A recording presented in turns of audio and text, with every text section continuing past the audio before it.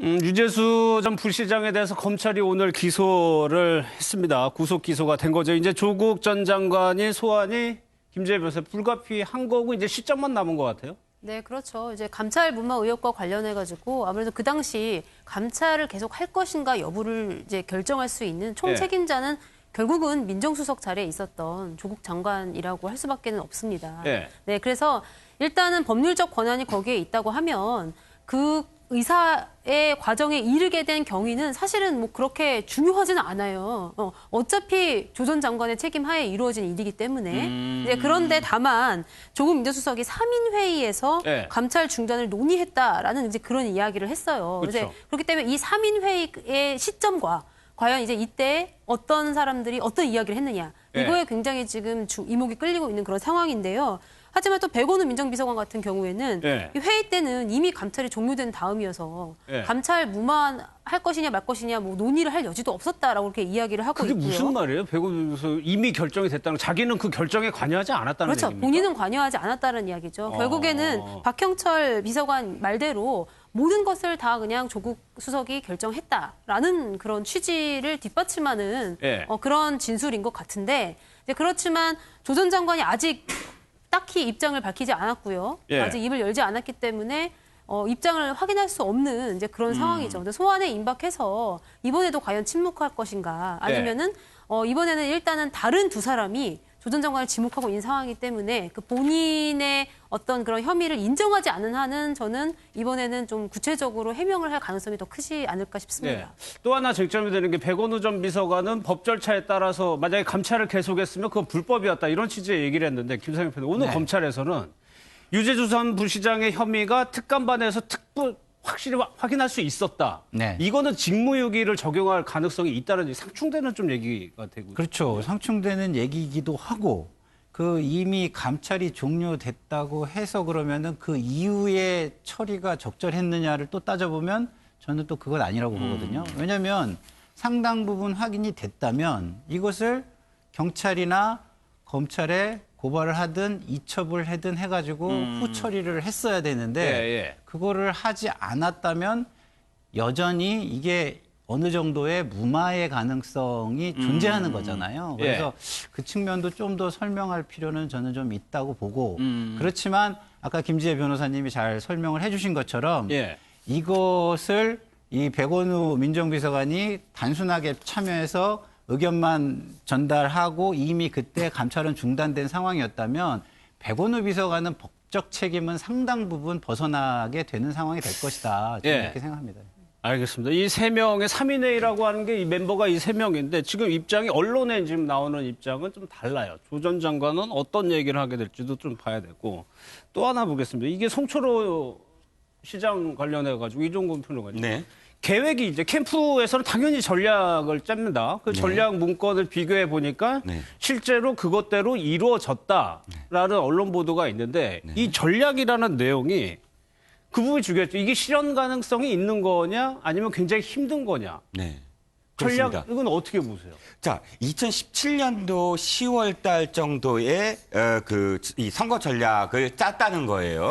그러니까 지금 선거가 2018년도에 있었습니다. 2018년도 6월 선거였죠. 지방선거가. 그러면 그 이전에 2017년도 하반기에 선거 전략을 짰는데 내용이 선거 전략이 자신들의 어떤 그런 지역에서의 선거 전략이면 상관이 없어요. 그런데 이것에 들여다보면 현직 장관들이 방문한다든지 또는 청와대와 선거 공약을 협의할 필요가 있다든지 이것은 단순히 당시에 어떤 신분이 후보도 아니에요. 예비 후보 등록도 안 했어요. 그러니까 지금 선거를 뛰어야 되겠다라고 준비하는 정도의 시기예요. 그런데 그 시기에 장관들을 방문할 필요가 있다. 그리고 뭐 청와대와 선거 공약을 한다. 이런 플랜은 정말 꿈도 꾸지 못하는 어떤 플랜이거든요. 캠프 단위에서 할 수 있는 게 아니다. 그렇죠. 일개 지방자치단체 그 캠프에서. 그런데 문제의 심각성은 여기에 있어요. 그것들이 다 실현된 거예요.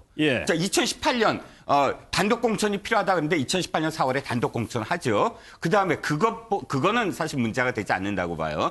자, 그다음이 문제예요. 2017년 10월 달에 김부겸, 김은경 장관이 방문하는데 그 자리에 이 그러니까 후보도 아닌 송철호 씨가 있었던 거예요. 그러면 그 행안부 장관 김부겸 장관은 자기가 공식적인 일정이었다고 이야기하는데 예. 공식적인 일정이었다면 당연히 울산시청이 알아야 돼요. 행안부에 직할 그 단체니까. 근데 울산시청도 몰랐다는 거예요. 그러면 이 송철호 씨를 위해서만 김부겸 장관이 내려왔다? 예. 이렇게밖에 얘기가 안 되거든요. 그러니까 예. 장관이 그렇게 내려온 것도 이해가 안 가는데 더군다나 청와대 공약도 사실은 만나주잖아요. 균형자치발전 그 비서관이. 예. 일개 후보도 아니에요. 당시에 임동호 씨가 울산시에서 선거에 뛰려고 굉장히 많이 뛰고 있었어요. 그럼 임동호 씨는 만났나요? 안 만났어요. 예. 송철호 씨만 만났어요. 그럼 이 캠프, 이 전략은 완전히 청와대와 또는 내각과 일치된, 당정청이 일치된 그런 내용 아니냐라는 의혹이 나올 수밖에 없는 거죠. 예. 실제로 이제 말씀드린 대로 실체적 진실이 그거라면 좀 더 구체적으로 근거가 이제 좀 나와야 되는 거겠죠. 아직까지는 의혹 단계입니다. 우연의 일치. 글쎄요. 아무튼 검경 갈등도 한번 볼게요. 김재 변호사님. 네. 이게 지금 이춘재 사건으로 지금 뛰고 있는데 이 부분에 대해서 경찰에서는 검찰의 일처리 방식에 대해서는 굉장히 불편한 기색이 있는 거고 검찰은 바로 또 국가수의 감정서가 조작됐다라고 얘기를 하고 있단 말이에요. 네. 경찰은 나름대로 이제 본인들의 과오를 우리의 자존심을 걸고 하면 바로 잡아보겠다라는 그런 자세로 이제 지금 사건에 임하고 있다라고 그렇게 이야기를 하고 있죠. 근데 네.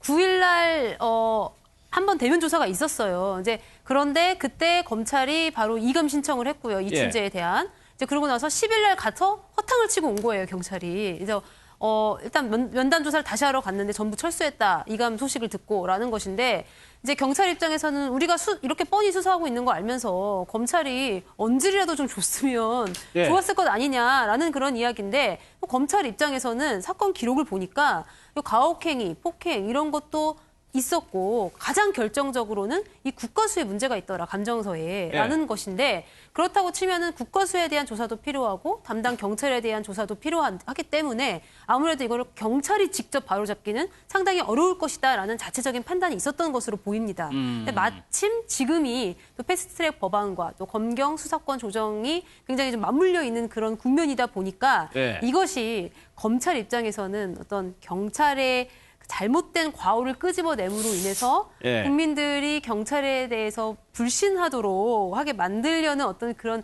의도를 가지고 이렇게 좀 강경하게 나오는 건 아니냐. 이제 뭐 이런 볼멘 소리를 이제 경찰에서는 할 수밖에 없는 그런 상황인 거죠. 알겠습니다.